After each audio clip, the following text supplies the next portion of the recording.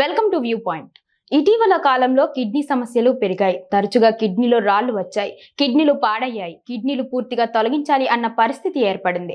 ఇలా అనేక కిడ్నీలకు సంబంధించిన సమస్యలను గురించి మనం వింటున్నాం. మూత్రపిండాలు రక్తం నుండి వ్యర్థ పదార్థాలను తొలగించి మూత్రాన్ని ఉత్పత్తి చేస్తాయి. కిడ్నీలు రక్తంలోని అనేక పదార్థాల స్థాయిలను నియంత్రిస్తాయి. మూత్రపిండాలు మీ రక్తపోటును నియంత్రించడంలో సహాయపడతాయి. ప్రెజెంట్ చాలా మంది ఫాస్ట్ లైఫ్ కి అలవాటు పడిపోయారు. ఈజీగా దొరికే ఫాస్ట్ ఫుడ్, జంక్ ఫుడ్ తో తమ కడుపుని నింపుకుంటున్నారు. దీని కారణంగా కిడ్నీ సమస్యలు వస్తున్నాయి. కిడ్నీ ఇన్ఫెక్షన్స్, కిడ్నీ ఫెయిల్యూర్ వంటి సమస్యలతో బాధపడుతున్నారు. మన రక్తం నుండి టాక్సిన్స్, అదనపు ద్రవాలను బయటకు పంపించడంలో కిడ్నీలు కీ రోల్ పోషిస్తాయి. మీ మూత్రపిండాలను జాగ్రత్తగా ఉండాలంటే సరైన ఆహారం తినాలి. సోడియం, పొటాషియం తక్కువగా, ఫైబర్ అధికంగా ఉన్న ఆహారాన్ని తినడం చాలా ముఖ్యం. పోషకాలు నిండిన కూరగాయలు తినడం కిడ్నీలను కాపాడతాయి. కిడ్నీ సమస్యలు ఉన్నవారు ఉప్పు, ఆల్కహాల్, ప్రాసెస్ చేసిన ఆహారాలు తినకూడదు. అసలు కిడ్నీ సమస్యను గుర్తించడం ఎలా అనేది ఇప్పుడు చూద్దాం. కిడ్నీ సమస్యలు ఉన్నప్పుడు కొన్ని లక్షణాలు ఉంటాయి. ముఖ్యంగా రాత్రులు మరికొన్ని లక్షణాలు ఉంటాయి. వీటిని గమనించడం కూడా చాలా ముఖ్యం.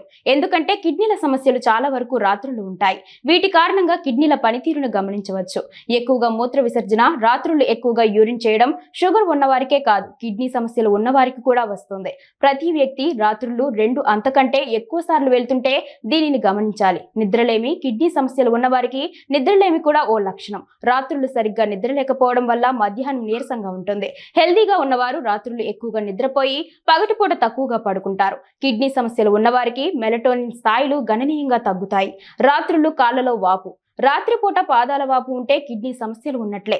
సాధారణంగా మూత్రపిండాల వ్యాధుల వల్ల వచ్చే వాపు సాయంత్రం, రాత్రులు ఎక్కువ అవుతాయి, ఉదయం తగ్గుతాయి. ఇది దీర్ఘకాలిక మూత్రపిండాల కిడ్నీల ఫెయిల్యూర్, కిడ్నీ సమస్యలుగా మారవచ్చు.